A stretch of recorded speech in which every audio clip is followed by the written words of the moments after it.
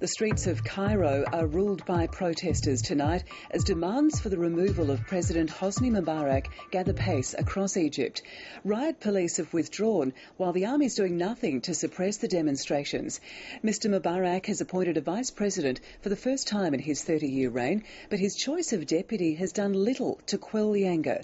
The ABC's Middle East correspondent Ben Knight is in Cairo. As dawn broke in Cairo, there was an eerie quiet in the city after the rampages of the night before. People driving to work dodged the burnt-out shells of police cars and trucks. The fire at the ruling party's headquarters was still burning. But most unusual of all, the ubiquitous Egyptian police had simply vanished from the streets. They were replaced by army tanks, but only in small pockets of the city centre. It seemed as though the protest was over, but slowly, with no police to stop them, people once again began heading for Tahrir Square. They showed trophies and wounds from the night before. The police uses this for kill us.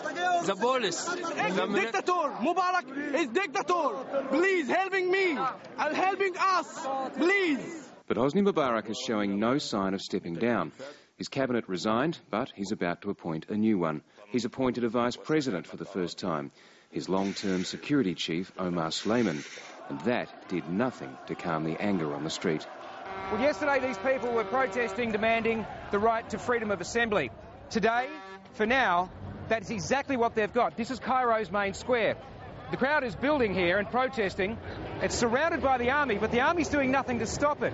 Not only that, that is an army truck giving protesters a ride around the square. The police are nowhere to be seen. People are demonstrating freely, but without police, the city is becoming ever more lawless and dangerous. Outside the main city centre, beyond the tanks, looters and criminals have free rein. They even broke into the National Museum. It's now protected by the army and a ring of protesters. The chaos has hardened positions.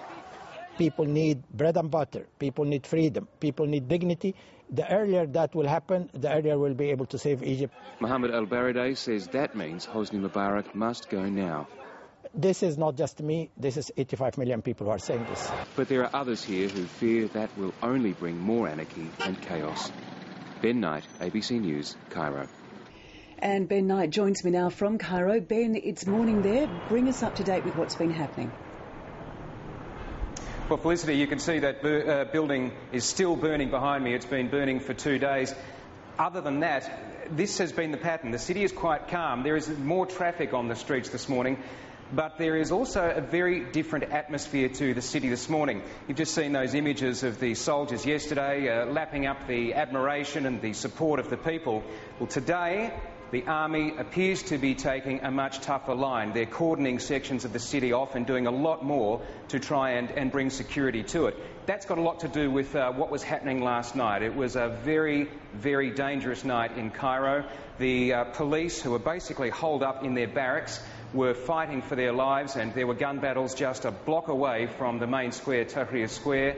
We don't know how many people were killed, but we did see some of the injured ourselves. The nights are becoming extremely dangerous in Cairo, and that has everything to do with the lack of policing. It's not a good place to be. And speaking of safety, we've been hearing reports of looting and crimes on the streets. What can you tell us about that? Well, no, it's not just the battles between the police and the protesters.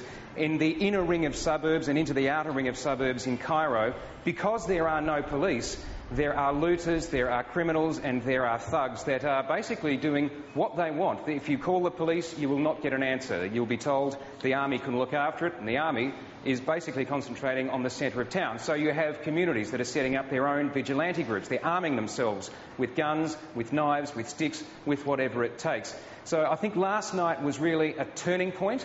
What we're seeing is a pattern where there are protests during the day. They will probably remain peaceful, but at night it is an anarchic city, and the chaos, I think, is only going to continue. Ben Knight in Cairo, thank you for the update.